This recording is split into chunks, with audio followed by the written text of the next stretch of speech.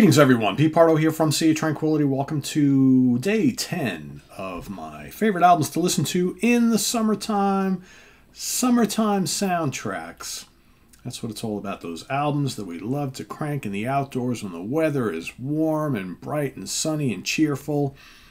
In the car, by the pool, by the barbecue pit, by the fire pit. Playing volleyball, doing yard work, right? Just sitting, getting some sun. I don't know about you folks here, but this summer's been pretty damn hot.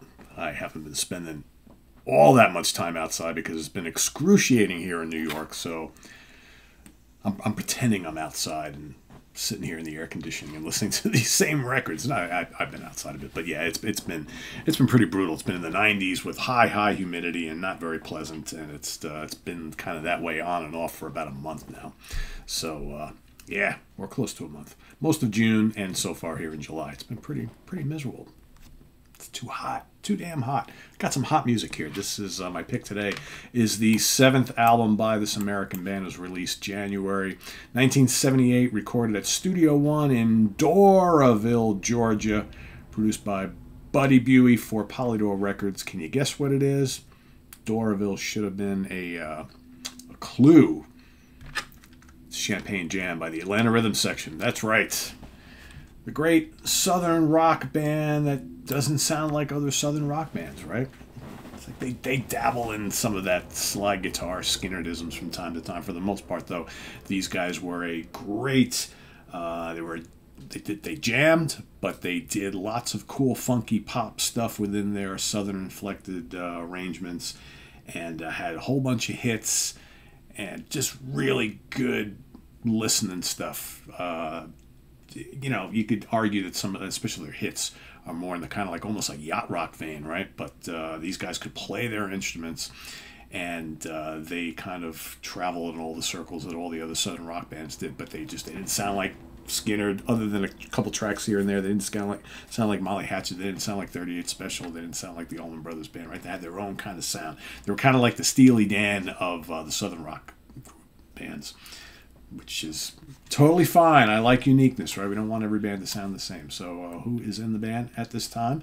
Of course, the classic lineup of Ronnie Hammond on lead and backing vocals, J.R. Cobb on guitars, vocals, Barry Bailey on guitars, Dean Daughtry on keyboards, Paul Goddard on bass guitar. Of course, Paul Goddard, if you don't already know, a proclaimed huge progressive rock fan. In fact, I think one of his favorite bands of all time is Gentle Giant, right? If I'm not mistaken. Gentle Giant, yes, Genesis loves all that stuff. Or loved, I should say. He's no longer with us. Robert Nix on drums, and then helping out on vocals on this album also. Producer Buddy Buie and Paul Davis helping out with the great vocals on this record. So what is on this album?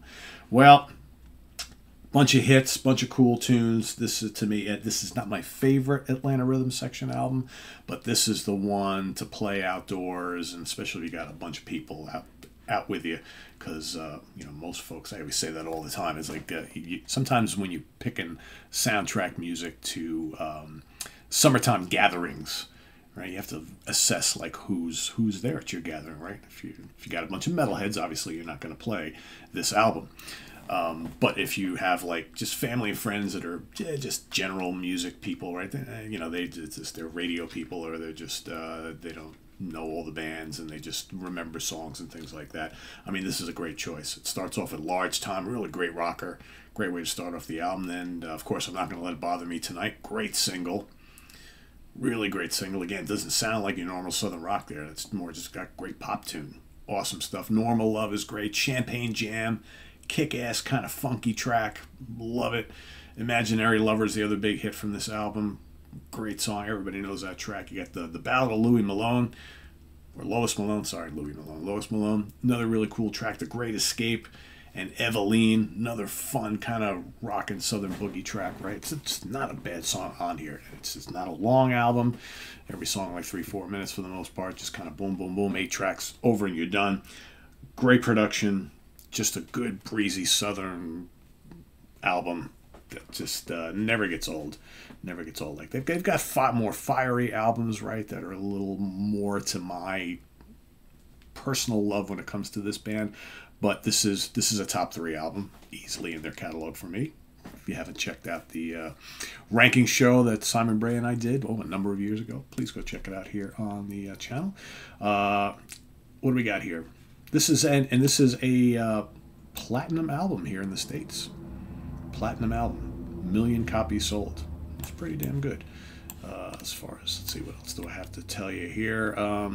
Like I said, yeah, the two singles did very, very well. Let's see if I have any information on, let's see, Imaginary Lover peaked at number 7 on the U.S. Billboard charts, number 9 in Canada.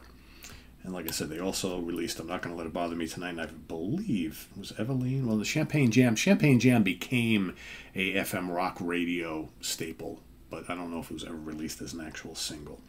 And I think, I could have sworn Eveline was also played a little bit on radio. So, but yeah, so a good chunk of this album, like I said, it's their biggest seller for a reason. It's a really good album. So, yeah, let us know what you think of Champagne Jam. I always love that cover, too. You got the fish playing the guitar, right? Smoking a cigar. It's like great artwork on this. And I'm wondering, was this a Kelly? Oh, even better. This, you know me with live shots, right? Look at that. Let's see. Art direction and design, Mike McCarty. Yeah, okay. Great, great cover. Really great album. Let us know what you think of it down in the comments below, as well as your pick for today, day number 10. And visit us on the web at www.seaoftranquility.org. We're on Facebook, we're on YouTube all together all the damn time. Please subscribe if you haven't already and click on that notification bell so you get alerted of all of our content as a post. And please do hit the like button before you leave. Also down below we got the links to our Ko-Fi page for channel donations, our merch page, and our Cameo page. Thank you in advance for all your support there, and we'll see you soon here with more stuff. What do we got coming up on the channel? We've got, of course, day number 11 coming up tomorrow. This my tag keeps crawling up my shirt. Tim Darling, your shirt just keeps... Tag. I'm going to have to cut those damn tags off, man. It's driving me crazy. What was I saying? Yeah. Day number 11 tomorrow. We've got, of course, Monsters Den tomorrow. We're going to be talking about some of our favorite box sets and collectors and deluxe editions, right? When it comes to horror genre films. Martin Popoff at the Funhouse on Friday. Ken Golden with the Professor Picks on Friday. We've got the UK Connection coming up on Saturday. It should be one of those shows, folks. Albums that we know suck, but we love them anyway. That's coming up on Saturday. And then Sunday, Rick Labonte and I will be ranking the solo albums of Paul McCartney. So that's coming up this weekend. So stay tuned for all that. I am Pete Pardo. Thanks for watching. Take care. Bye-bye.